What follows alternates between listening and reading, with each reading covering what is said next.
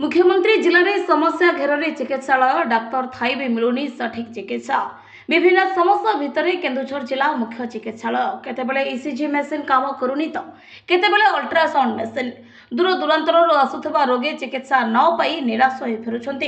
किसी समय चिकित्सा रोगी भिड़ लगुले भी डाक्तर अनुपस्थिति जो जंत्रण छटपट होती रोगी डाक्तर अनुपस्थिति भितर सक्रिय होती दलाल प्रतिदिन लंबा लाइन रे रोगी घंटा घंटा छिड़ा हेबा सह निराश हो फेरुंट डाक्तर न आसबार चिकित्सालय रोगी असंतोष बढ़ी बढ़ी चली जहां नहीं उत्तेजना अधिकांश देखा मिलूँ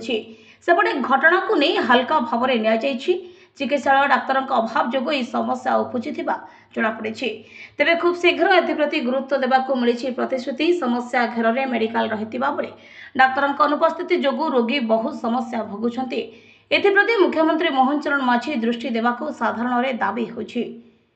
केन्दुझर जिला प्रतिनिधि दशरथ बारिक रिपोर्ट ज्योतिप्रभा न्यूज।